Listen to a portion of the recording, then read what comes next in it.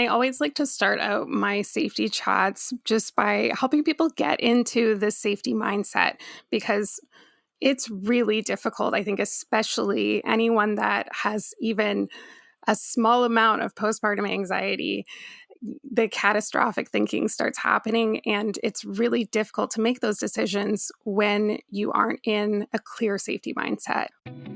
Hey, my name is Trish Ware, and I am obsessed with all things pregnancy and birth and helping you to navigate both the practical and the magical seasons of this journey called motherhood. I'm an all-day coffee-sipping mama of 7 and labor and delivery nurse who took her expertise in the labor room and turned it into an online one-stop shop for mamas looking for powerful education and support. I've had the amazing privilege of delivering many babies in my 15-plus year career as a labor and delivery nurse and as a mama of 7. I'm here to help you take the guesswork out of childbirth so you can make the choices that are right for you and your baby and write the birth story of your dreams. So hit subscribe and let's replace your anxiety and fear with complete confidence. Quick note, this podcast is for educational purposes only and does not replace your medical advice. Check out our full disclaimer at the bottom of the show notes. Holly, I am so excited to have you today. I am passionate about baby safety, and I think this is such an important podcast for my parents-to-be, my mamas, to really focus on while they're pregnant. So I'm super excited that you're here today. Welcome.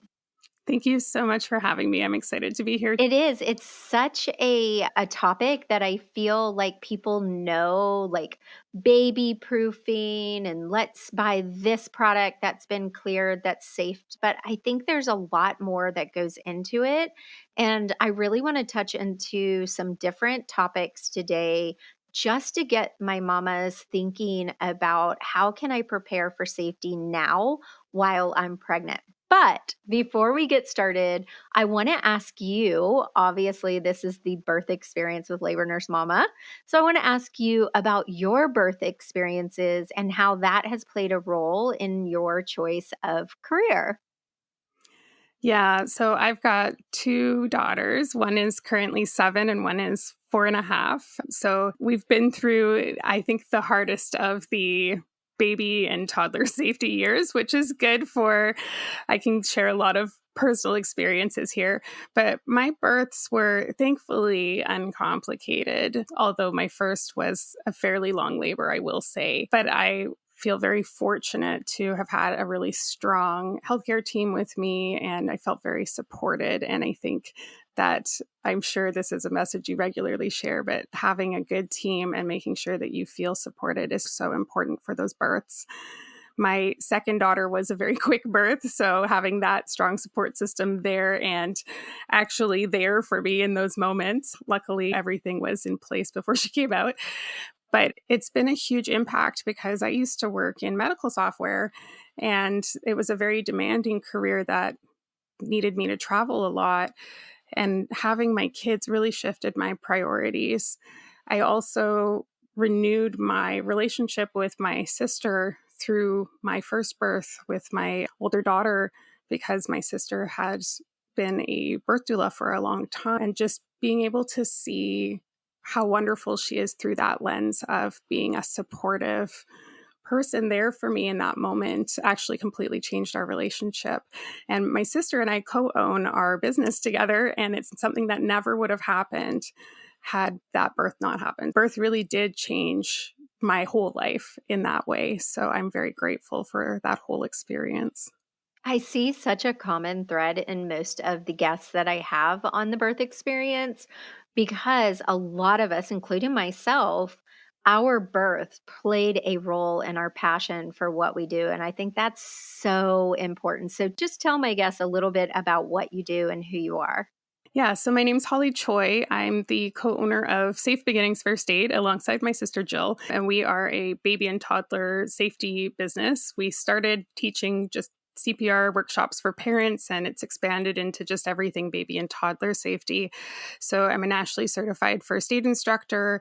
I'm a nationally certified passenger safety technician instructor, which is a very long-winded way of saying I'm a car seat technician, but I also train and certify new car seat technicians. I have additional expertise in childproofing and general injury prevention for children. So I've been using my Instagram account, Safe Beginnings, just to give parents really easy tips to keep their babies and toddlers safe. And that's really everything I'm about. I am so passionate about what I do. Sometimes I come off a little bit intense, so I pre-apologize, but I love what I do. I'm very passionate about it, and I want to make sure that parents feel supported in their thought-making process around safety so they can make confident decisions.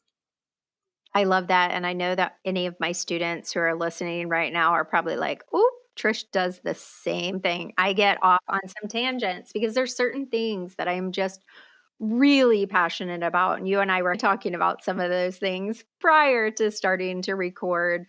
But I broke down some of the things that I wanted to talk about today. And since you're the expert, if you have anything to add, feel free.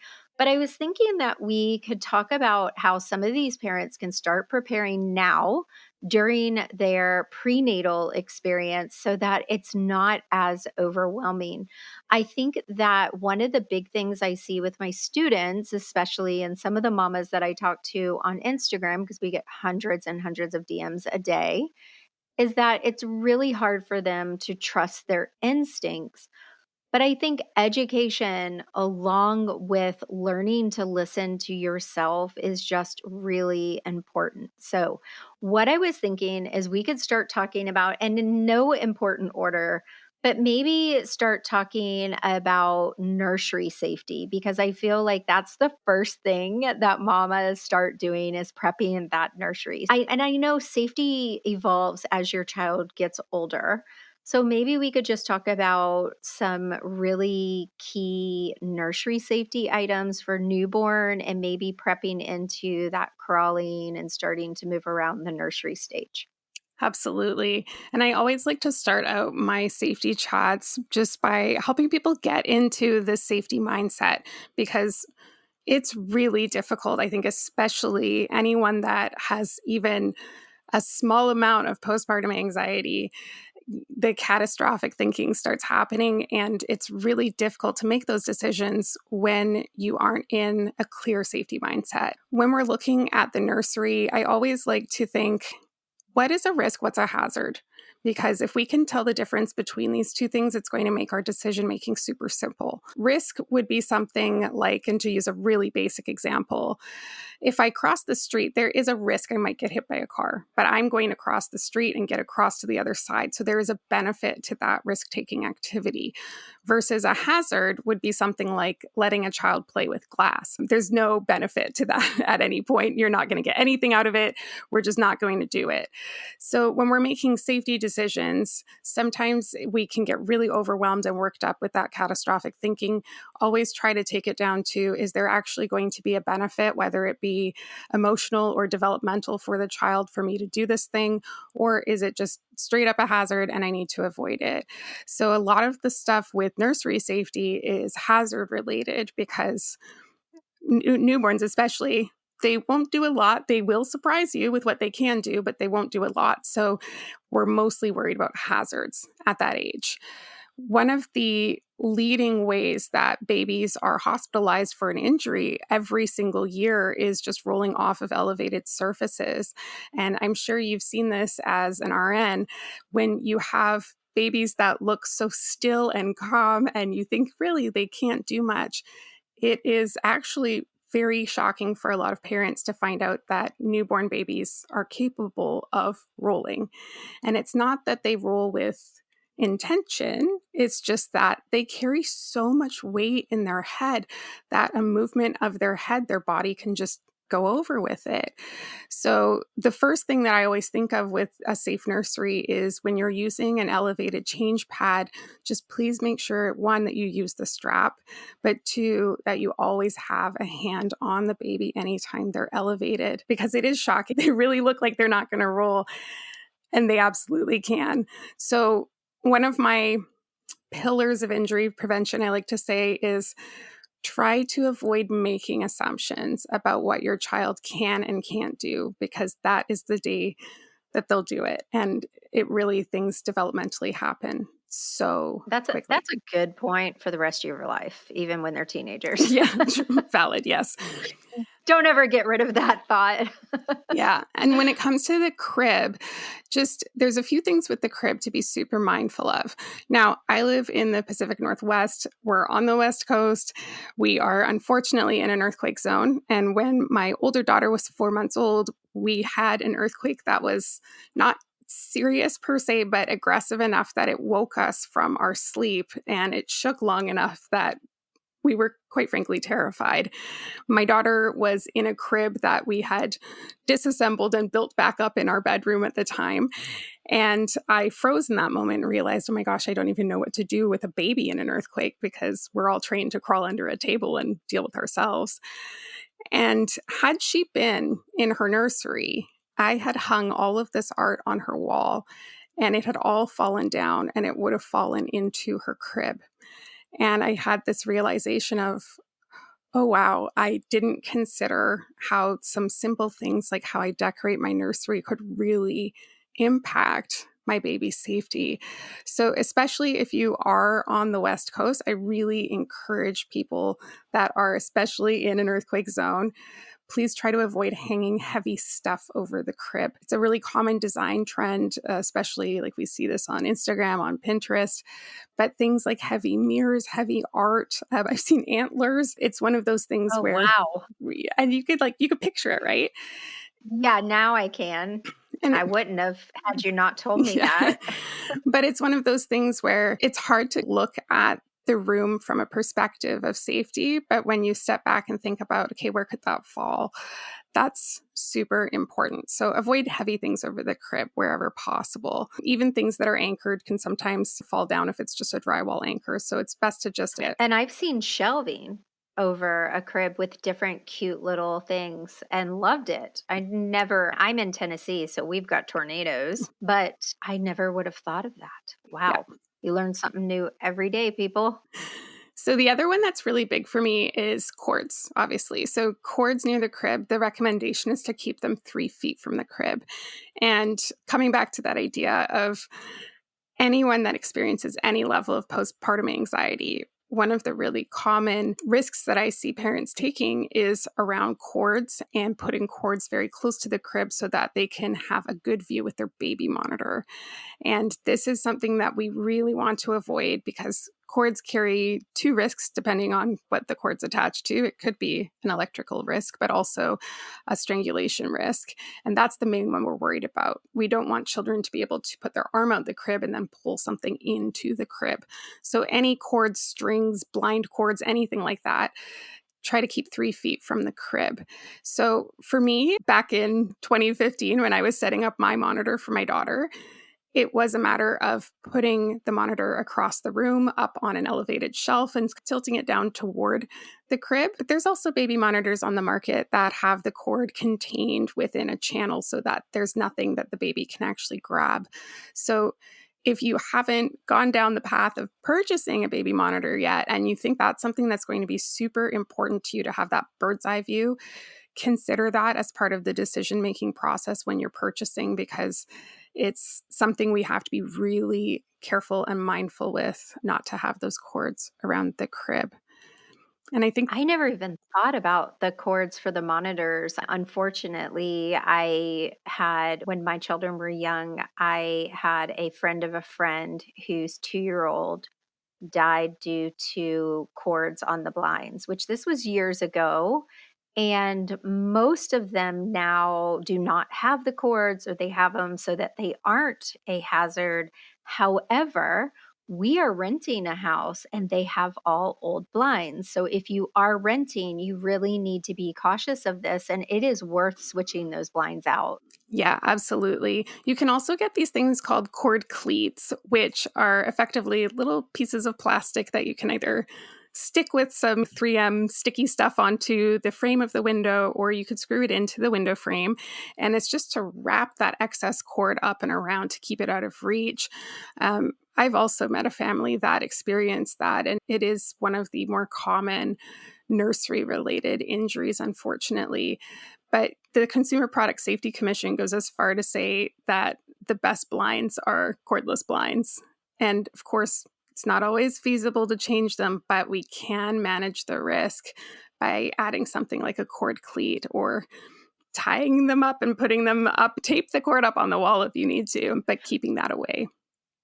Yeah, I think that what I'm thinking though is sleep deprived, exhausted parents, you may not always remember to do that. So I think especially the blinds that are in your child's room or maybe near your sofa or somewhere that your child will be, I think figuring out a way to get the cordless blinds is the best way to go, because being a new mom or a new parent is the most sleep deprived you will ever be. And it only takes one time to forget to strap that cord up or to put that up there. So that's one that definitely, because it's touched me in a profound way. What about, so this was popping in my mind, and I know it's not a huge thing for younger generation of parents, but I feel like grandparents might pop in with a bottle of powder. You know what I'm talking Yeah. about? Like, I think that's something I hear all the time bedside with if the mom-in-law or the grandma is there and they're wanting to put powder on the baby. Do you address this at all with new parents? It's one of those things where it's hard. It's really hard, especially when you're dealing with the generation that parented you. And I think you have such a great, unique perspective on this because you have grandchildren. But it's one of those things where I think it's really difficult for a lot of grandparents to take advice from someone they parented because it will often come off as a way of them analyzing the way they parented, and maybe it feels like they're implying that they did it wrong, where we know that things change because we have more information, and that's the reality. But it often feels the opposite way, and especially if it doesn't come off in a super tactful way, or it's done in a bit of an emotional exchange or very reactive. And this is where I always encourage parents. It's really important to have firm boundaries, but it's also important that if you're having these conversations and you don't think it's going to be received well, you have to make sure that you're having the conversation in the most tactful way possible. And I always like to use the policy of blame the experts. So if you have something like this situation with powder where you're like, I really don't want to be using that on my child, that's a situation where can you just find like a supporting article? And I always like to take the policy of, wow, I just read this wild thing. Did you know that? And just take it as like I just learned this mind-blowing thing, check this out. And that way it's less of I saw you do this thing the other day and we're not doing that and you're wrong and it comes off wrong. If you can blame the expert or share an article in a mind-blowing way, it's so helpful. And when it comes to other things like car seat safety, for example, can you just take them somewhere where someone else can deliver the information to them? It's good to always include the people, especially if they're caregivers in your life, in those conversations, but try to blame the experts whenever you can. It's so helpful. Yeah, I think that is really valuable. I do this even in the labor room. I always say, hey, I can be the bad guy. So just pin it on me. Yeah. That's fine. Yeah, I'm totally happy. Now, so that kind of, obviously there's so much more we could talk about, and you guys can find Holly on it's Safe Beginnings. Correct. On Instagram. But let's talk about the car, because I feel like we could spend so much time. And as a mom of 7, and I have spent the majority of my adult life, because I had my oldest when I was young and my youngest when I was old, I have pretty much had a car seat my entire life, and I have seen the gamut of car seats. But I feel like I still argue, or not argue, I still battle certain battles that have always, just as being a labor and delivery nurse back in the day, we used to put the babies in and teach them. We don't do that anymore, thank God. That's not our scope. But there was a couple things that I really saw as the biggest battles personally and at work was how tight the straps are, where the clip is, and like we were talking about rear facing, which we are going to do a whole podcast, hopefully, if Ollie will come back and talk about rear facing car seats, because I think this is something that is a huge battle for a lot of parents feeling like they're doing something wrong or they're doing a disservice to their baby. We're going to talk about that later.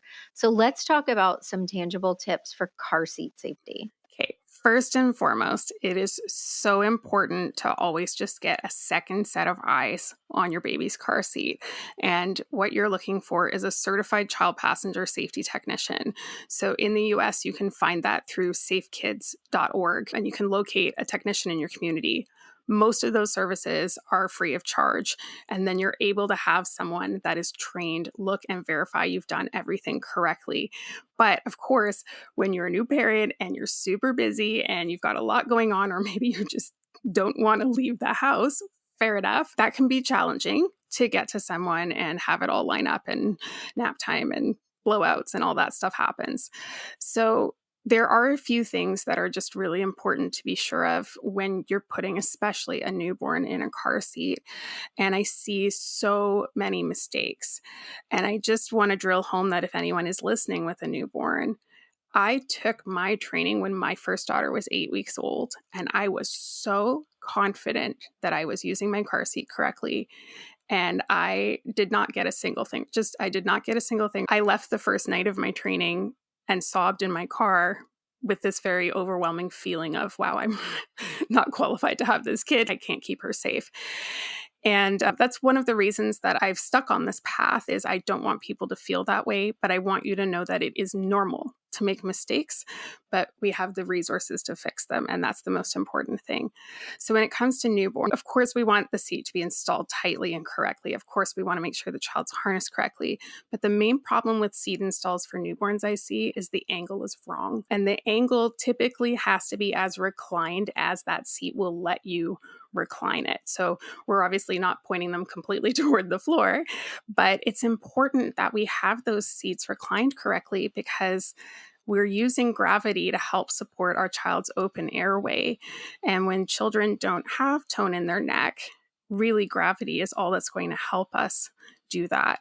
So in order for them to not have their chin drop to their chest, we have to make sure we're just nailing that angle. And there will be guides in your user manual, but also typically something on the car seat so that you've got that absolutely correct.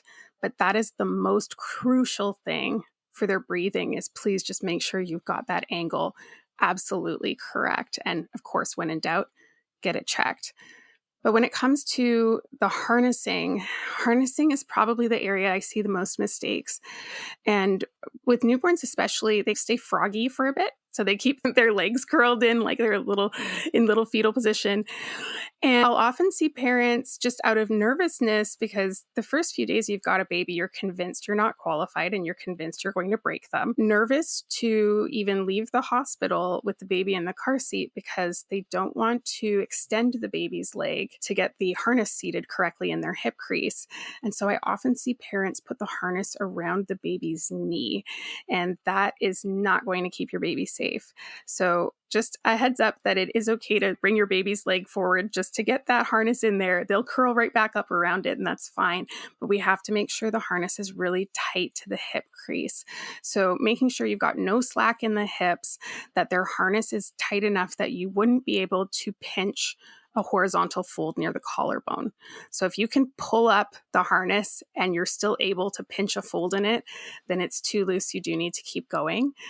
But you just want to go until you pass that pinch test. So if you can't pinch anymore, you're good, but you don't need to go past that either. And then the main thing, like you've mentioned, the chest clip is that piece that clips together above the crotch buckle, and it should be in line with the armpits. And there's so many, for lack of a better term here, memes on the internet of a skeleton wearing a harness and the chest clip. They've got one that's at armpit level and one that's at the abdomen. And the meme implies that the point of the chest clip is to avoid it from causing internal injuries by having it too low. But that's not the point of the chest clip. If we were worried about internal injuries, we just wouldn't have it there. The chest clip is designed to prevent the shoulder straps from being able to come off the shoulder. So in that split second of a crash, when those crash forces are applied, that the harness is on the strongest part of the child's body and the child is unable to be ejected from the seat. So it's so important you get that placement correct. Just imagine taking the middle of the chest clip, drawing a line from armpit to armpit. And I will say, on a newborn baby with the tiniest little torso, it often feels like it's right on their neck. But if it's too low, it's not going to do its job. And remember that the angle of the car seat is going to keep your child back from the chest clip, so it's not like they're hanging on it. But it also, when the harness is tight, it keeps them from coming forward. So having the correct angle, having a tight harness, and having the chest clip in the right spot is really the trifecta of making sure that your newborn is being transported safely. And it feels so weird and it's difficult, and they are curled up in this weird position, and sometimes they'll slump to one side and it's difficult to get them seated in there properly. But it's always worth the extra minute to just make sure you get that right, because we don't get to choose our crashes. And even if they're screaming, even if they're upset, it's okay. You much rather have a screaming baby who doesn't like what you're doing than an injured baby. And I think that one of the things I saw a lot is that when we were doing the installation, like I said, back in the day, I've been a labor and delivery nurse for a very long time. We don't do that anymore. But back in the day, one of the things that I saw is that the parents were so astounded about how tight it should be and felt like they were hurting their babies. Yeah, and especially they will cry and it's normal, but it really, you want that harness to feel like it's really hugging them. And that slack at the hips is probably the most common mistake that I see on a daily basis with a newborn, to the point I made an Instagram reel on it that I pinned to my profile permanently, just so that parents could have a really clear visual of how to make sure that is nice and tight on the baby. And the slack in the hips really is the main thing that I find most parents miss. But if we leave slack in the hips, it'll move when you're driving, and then the whole thing is loose. So it's so important. Hey Mama, did you know that we are offering an incredible deal on our 5 powerful birth workshops from our last Fearless Birth experience? If you check out the link in the show notes, you can grab all 5 workshops to watch whenever you want and share them with your birth coach or your partner. You also get an interactive workbook and worksheets for each class. Class 1 is all about labor pain. Class 2 is all about unmedicated birth. Class 3, how to share your birth plans. Class 4, confidently coping during labor. And Class 5, how to push like a boss. Now, you can grab all 5 workshops for lifetime access for $24. The link is in the show notes. That's one thing. My grandson is 4, and he pitches a royal fight and tells me he can't breathe, he can't move. And I'm like, you're talking, you're breathing, you're fine. And I'm like, Gigi's going to keep you safe. Sorry, you could be mad at me, but that's okay. You're staying safe. But we fight about it all the time still to this day with this 4-year-old. Anyway, so any other car seat, I love that you're saying, like, you guys, there now, it is a mouthful to say what they need to look for. So it's, what is the abbreviation? It's CP. Oh, CPST. So when you guys are looking for this, it is a mouthful, but I think it's really important. So where do they go to find out how to find someone in their area? Yeah. So in the US, safekids.org, that's the best place to locate a technician. The NHTSA website also has a lookup tool, which is nhtsa.gov, NHTSA.gov, National Highway Transport Safety. Typically, it's free of charge. If it does cost money, then you're paying for a specialty private consult of some sort. But you can find someone. And if anyone happens to be tuning in from Canada, you can find a technician in Canada via CPSAC.org, which is CPSAC.org. But it's so easy to get in touch with them. Everyone that does it is passionate about it and does it because they want to help you. That's really the most important thing. So just know that we're all coming from the same place. And I don't want anyone to feel like they're going to go be judged or picked apart by someone. Our goal at the end of the day is to make sure that children are riding safely. And we know that if someone has booked the appointment to see us, that they care. And so we're never going to be judgmental or anything about that, because we know at the end of the day, you're there because you want to make sure your child's safe. So please get your car seat checked. And I would also go to say that whoever is buckling your child, whoever's going to have your child in their car should come with you so that it's not another battle.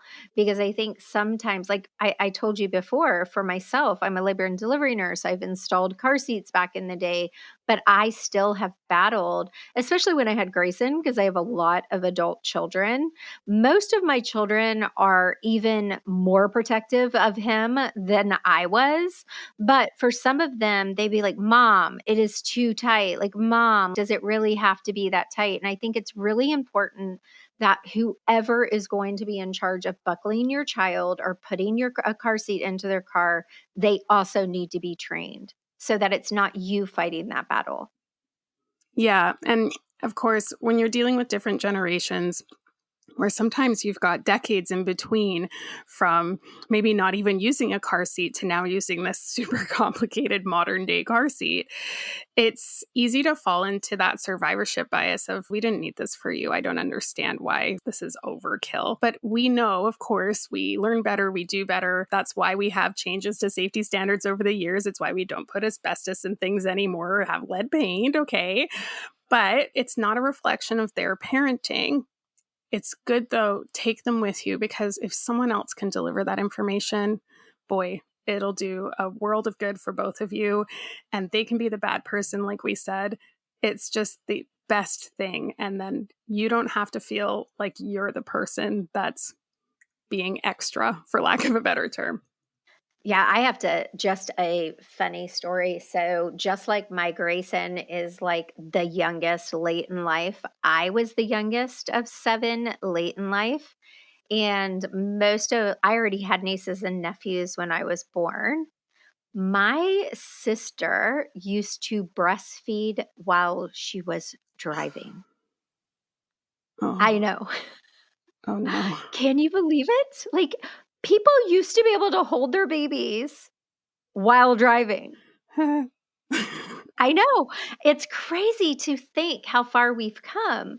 And I think the thing that's important to really note is that the ability to know what was happening all over the world was not as possible back then. So I can guarantee that there were babies dying in cars and there were children being ejected. Now, same thing, my older sister got thrown through a front window and her mom passed away in a car accident.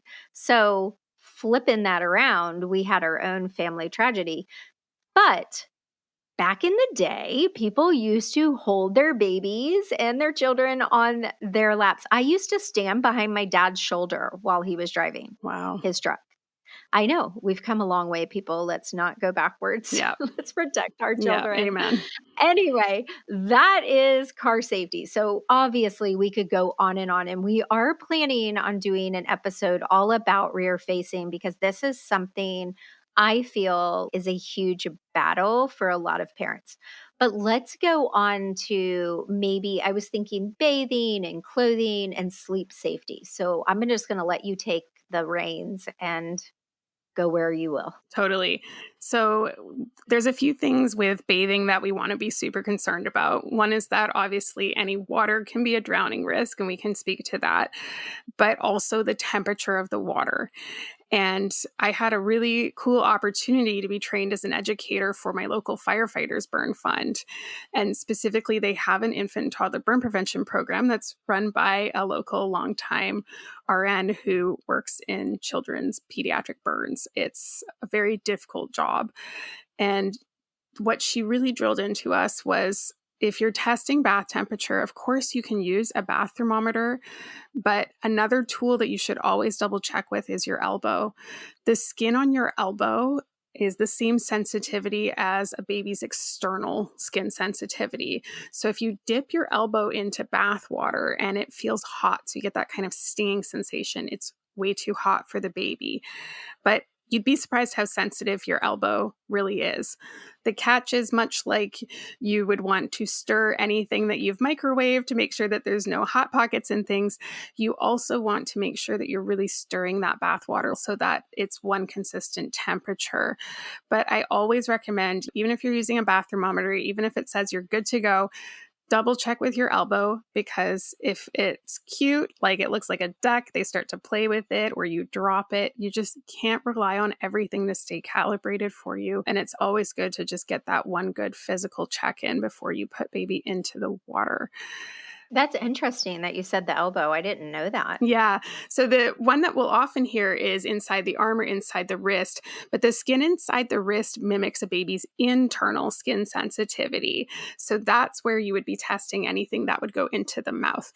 But for the elbow, that's going to mimic their external skin sensitivity. So it's really interesting, but it's great that we have those tools available to us. And I've forgotten my bath thermometer on vacation a few times, so it's good to have that with you. What about with a bath thermometer? What temperature are they looking for?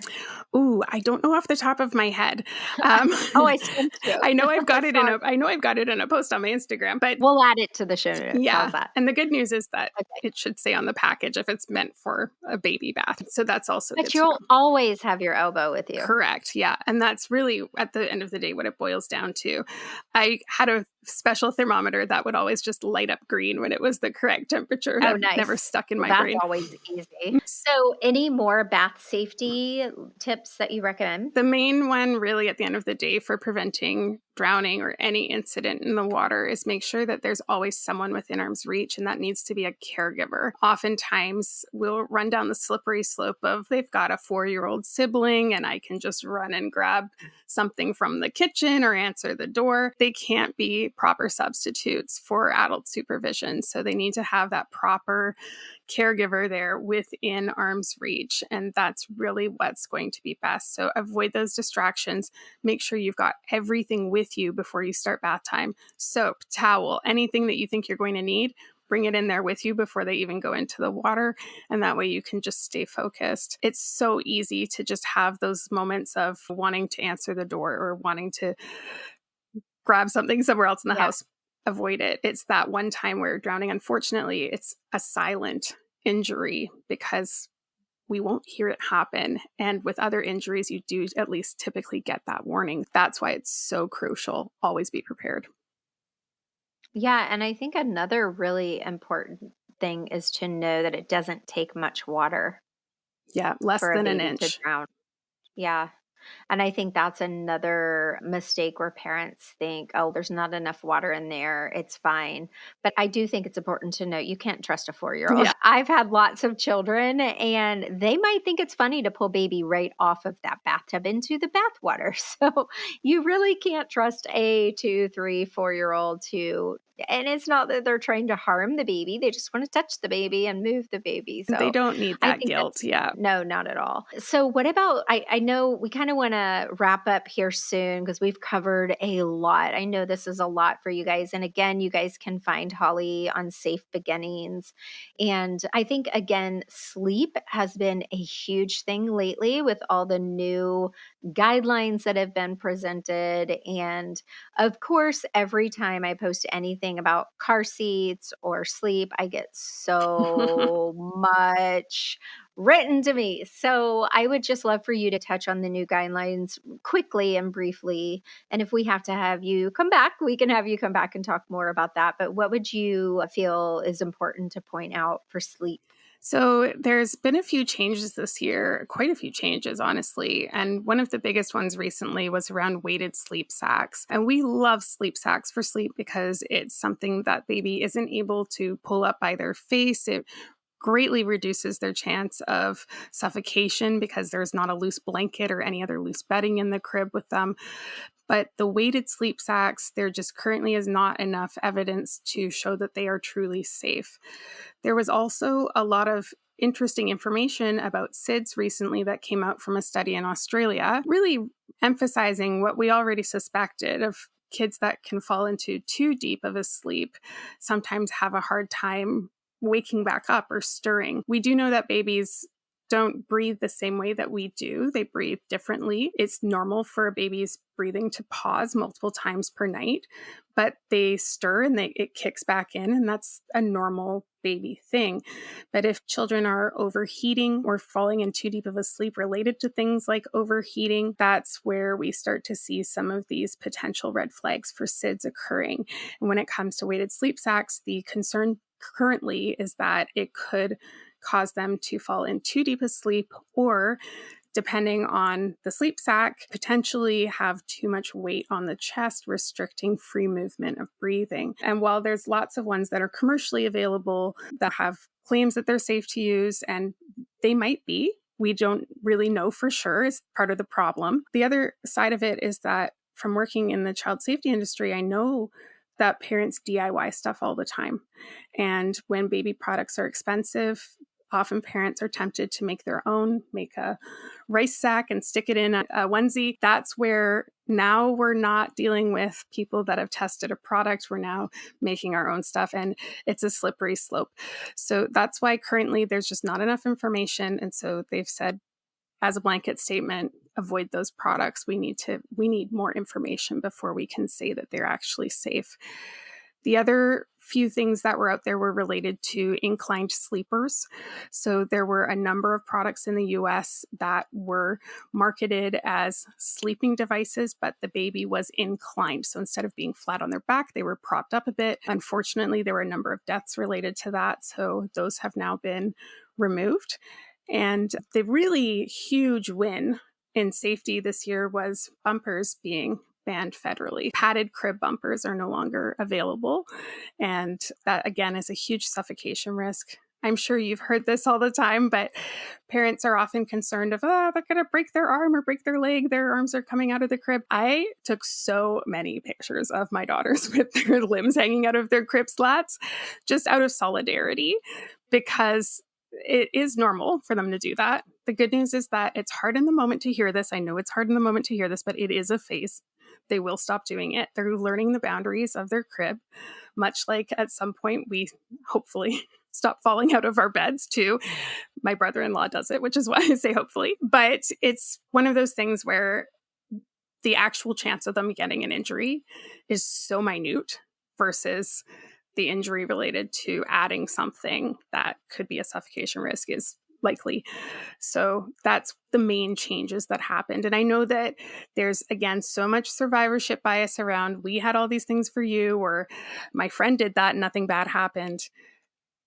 We can't minimize the voices of the families that unfortunately didn't have that same positive experience. Yeah, And exactly. that's the important thing. I know, just on a side note, we just posted on Labor Nurse Mama yesterday for moms recalling their Mamaroo and their Rockaroo. So I think that's been my most viewed story I've ever posted in the history of Labor Nurse Mama.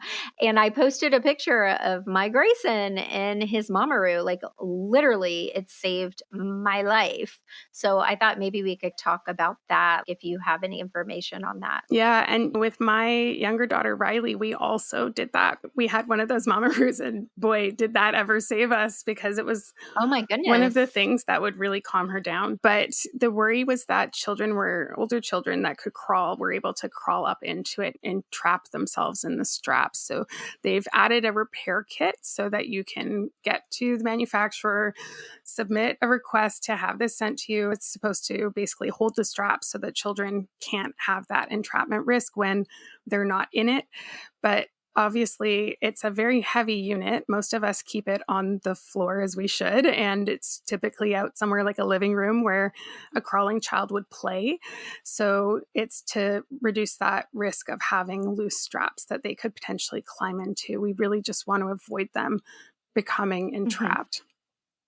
Yeah, and I wanted to address that too, because one of the most common comments that I got on that post today was, my baby is only a few weeks old. I don't have a crawler. Should I actually send away for this? Yes, send away for this, because you will be very surprised that all of a sudden you do have a crawler. And like we said before, you cannot trust these little guys. You cannot make assumptions, and you just don't want to take a chance. So go ahead and request the parts and do it now. Don't wait, because you may sit it aside and forget about it, and then suddenly you really need it. So I think it's really important when these companies, this is a huge deal for a company to issue, they're recalling 2 million products. So I think this is important, and there's a reason they're doing it. So go ahead and take that time. Holly, it has been so nice to have you today. I feel like this is such an important mission that you're on. And I love that you and your sister are doing this. And I love how this has brought you guys together in a way that you didn't really see coming. But the last thing I want to ask, that I ask all my guests, and I've already asked you this when you signed up to be on the podcast, was, what do you feel is your superpower? And if you guys are always like, why does she always ask this? I ask this because I feel that we as moms and we as women tend to put ourselves down and forget to build ourselves up and forget to see how powerful we are. We are mothers. Whether you adopted, whether you birthed, however it is, I have a daughter who's adopted, and I always say that was my hardest birth of all of them, but she is my daughter. So we as moms tend to forget about ourselves. And so I always like to ask my guests, what is your superpower?